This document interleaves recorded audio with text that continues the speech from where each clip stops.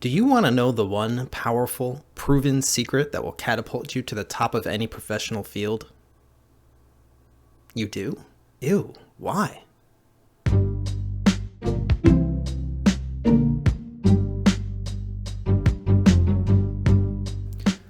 All right, we need to talk about work. We live in a work-obsessed world. In the United States, at least, one of the first things you do after you meet someone is you'll say, "Hey, what do you do for work?" Or students who go to college often do so to, quote, figure out what they're going to do with their lives, because apparently you do one thing with your life and it's your job. To a large extent, we take the work that we do to define who we are and who other people are. And we do this despite the fact that we all agree that work kinda sucks, right? Which is weird. So why are we so work obsessed? Let me start with some background here. The first thing is that we live in a meritocratic culture. In other words, there's this background belief that we either do or at least should live in a meritocracy. And in a meritocracy, everyone's supposed to get the outcome that they deserve. Or in other words, success and failure are earned or should be earned. And you earn or deserve your outcome on the basis of your hard work and your contribution to society or something like that. Now, we don't actually live in a meritocracy, not even close, in fact. I won't go over the arguments for why here. If that's something people want to see more of in the future, I can certainly do that. Let me know in the comments if that's what you want. But we still kind of treat it like we do live in a meritocracy, right? So if you want to be successful, you have to work hard and earn it. And if you are successful, then that means you must have earned it. And the more successful you are, the smarter and more hardworking you must be, because how else could you be so successful? And what do we mean by success? Which is a term I really hate, by the way, just being successful, which is kind of gross. Well, obviously different people have different goals for themselves, but I think we all know broadly what it usually means to be successful. It means you have money, some degree of social status, you're important somehow. And status and money, of course, are closely tied to the kind of work you do. So for most people.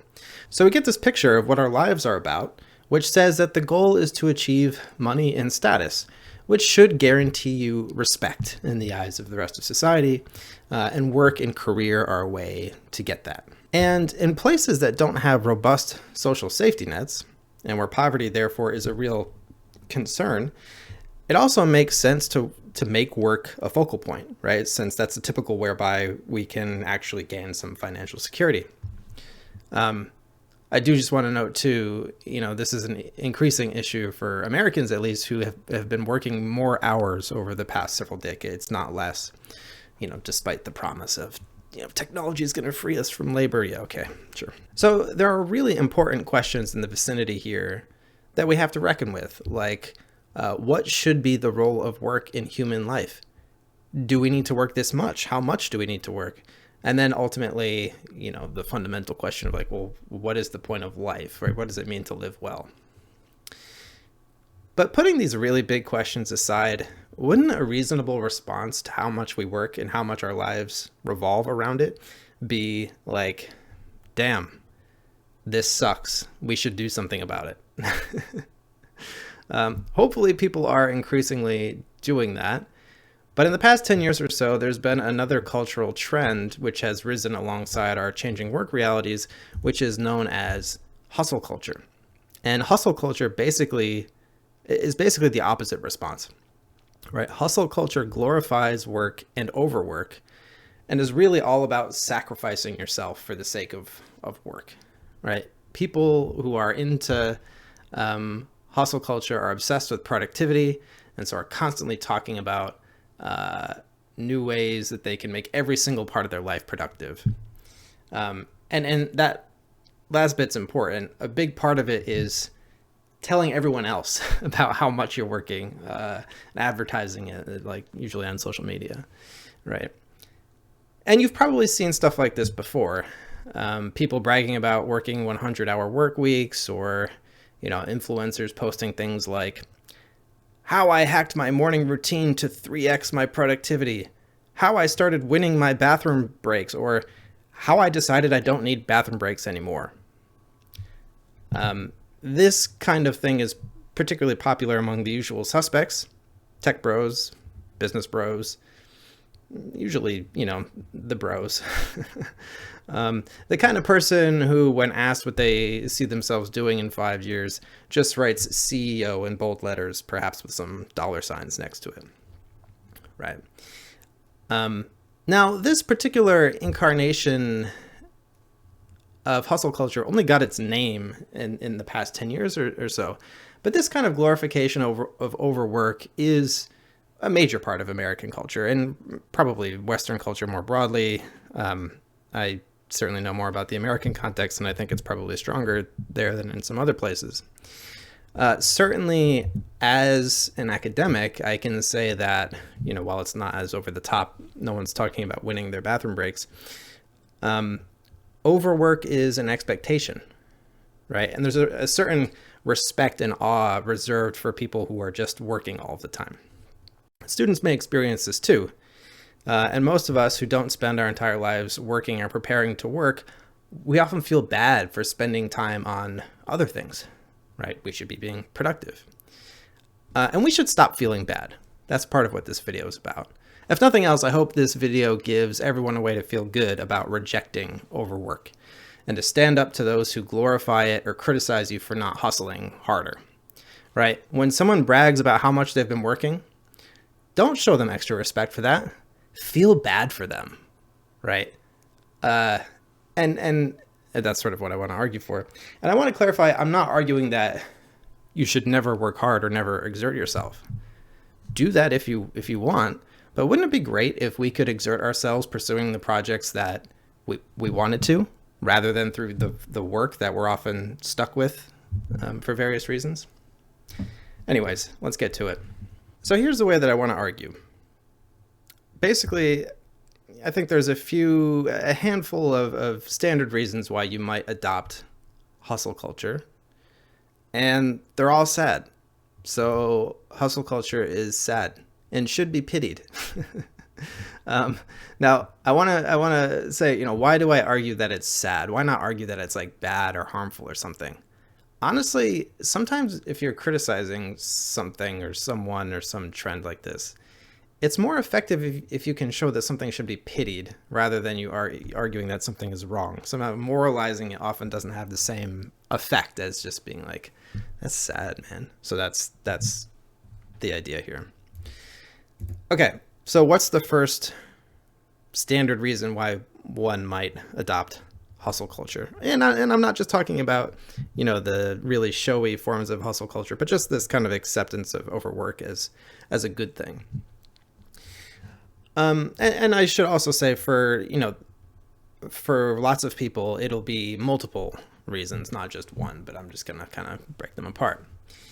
So the first one, and the one that I think that is the most common among the college-educated professional class, comes from one of the core ideas of our meritocratic culture, which is that success and achievement are central to, and maybe even necessary for, a happy, meaningful life. If this is you, I've got some bad news for you.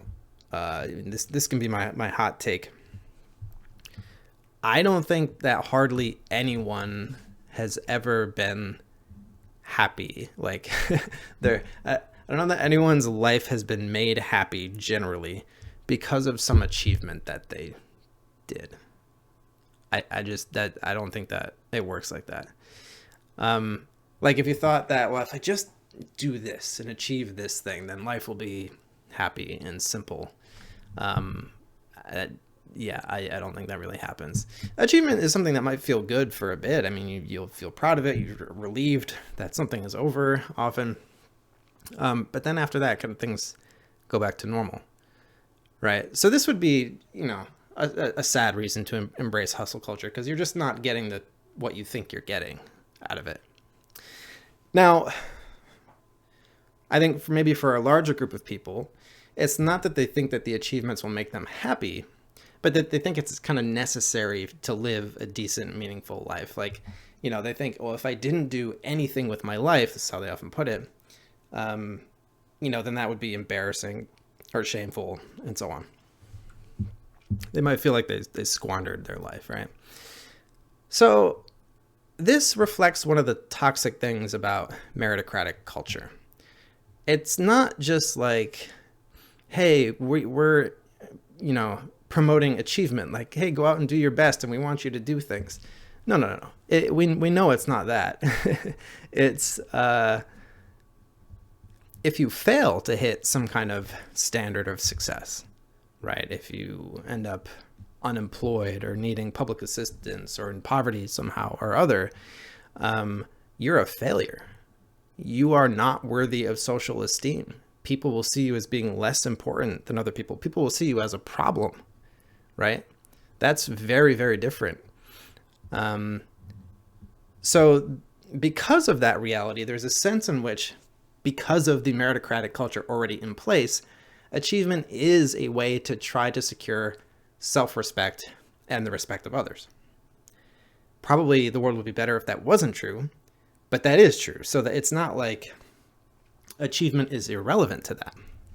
However, this comes at a cost, right? Getting that respect does not mean that your life is good, nor does it mean that it's meaningful, right? If you look at the psychological research on happiness, it's kind of obvious and uninteresting. Basically, it just says, like, be healthy, eat well, exercise, get plenty of sleep, spend time with friends and family, spend times in nature, have leisure time.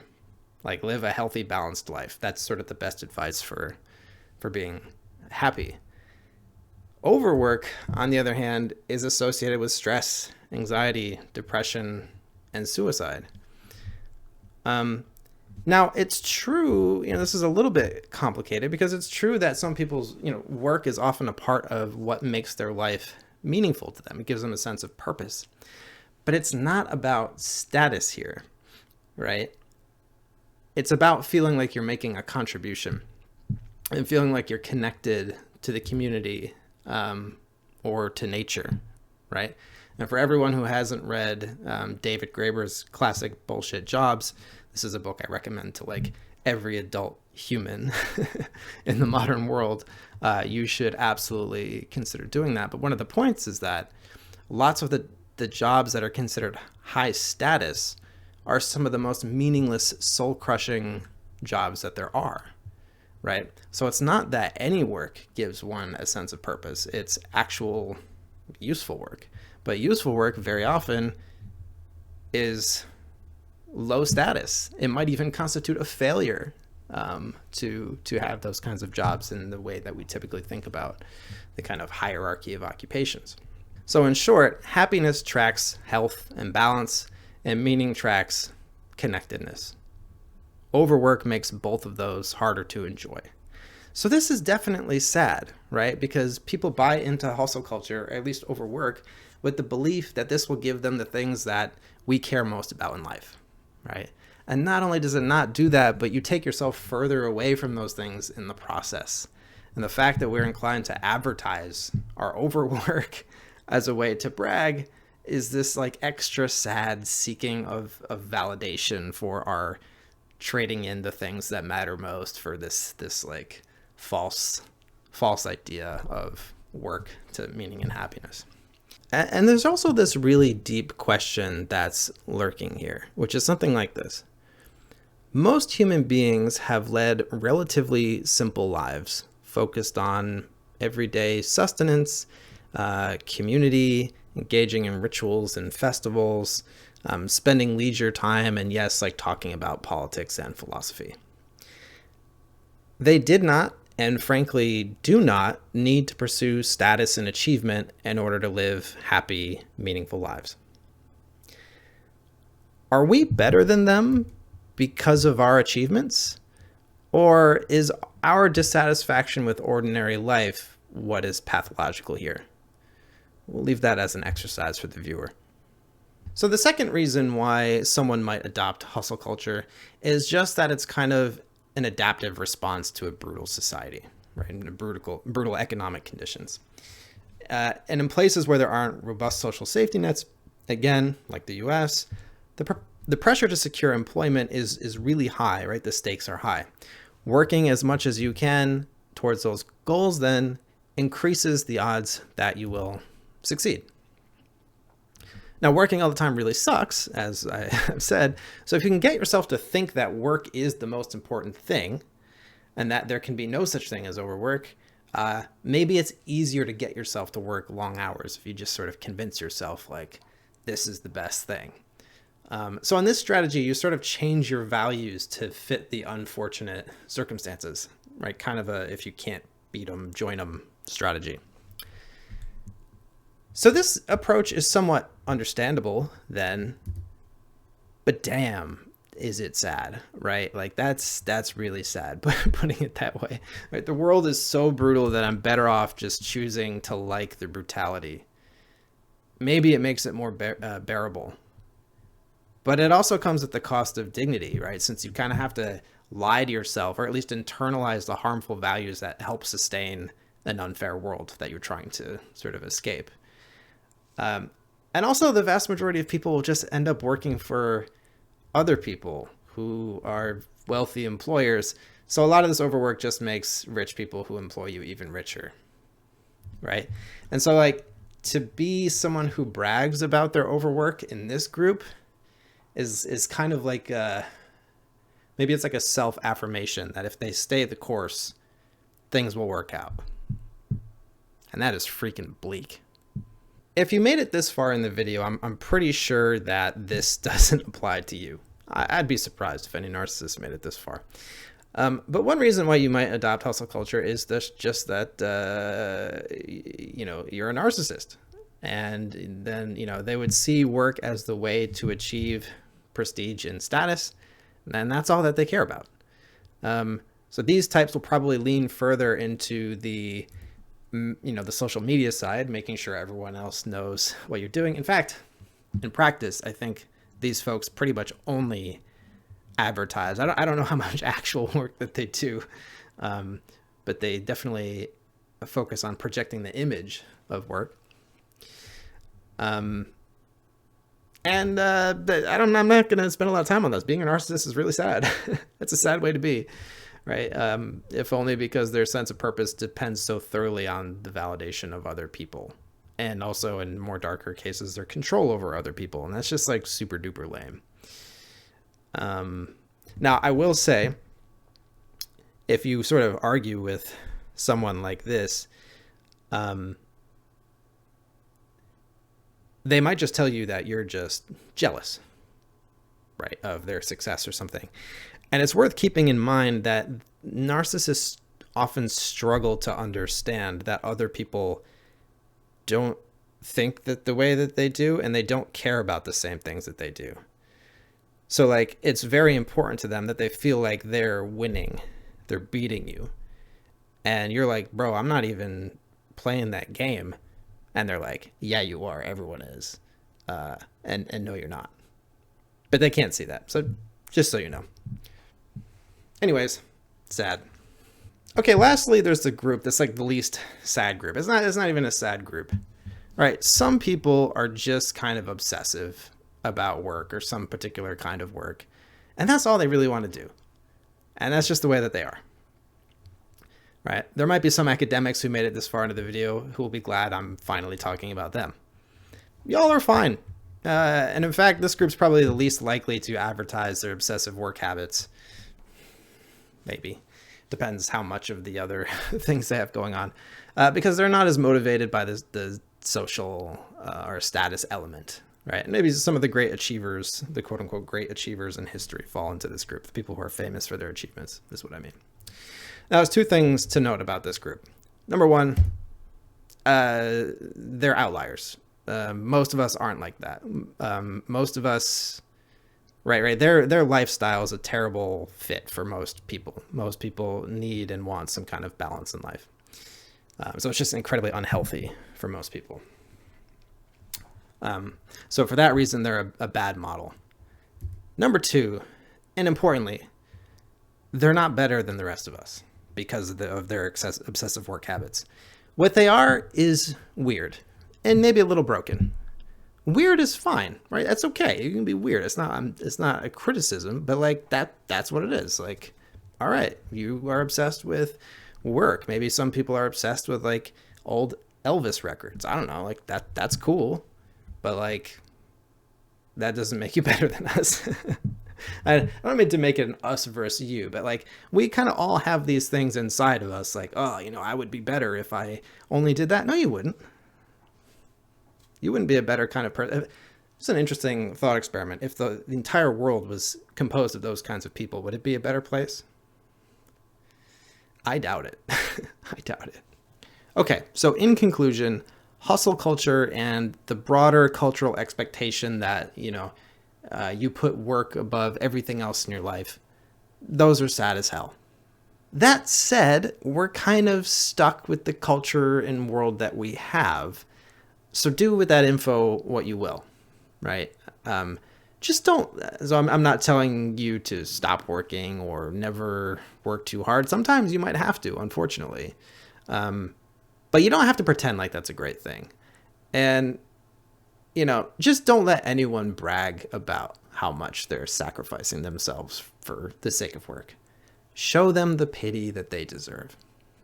And hey, if you enjoyed this video, do all of the things below. Like, subscribe, comment, tell other people. Check me out on Twitch. I'm there a couple times a week. And if you have topics or ideas that you want me to cover in future videos, let me know in the comments. I'd be interested in doing that. Otherwise, you've probably been working too hard. Take a day off.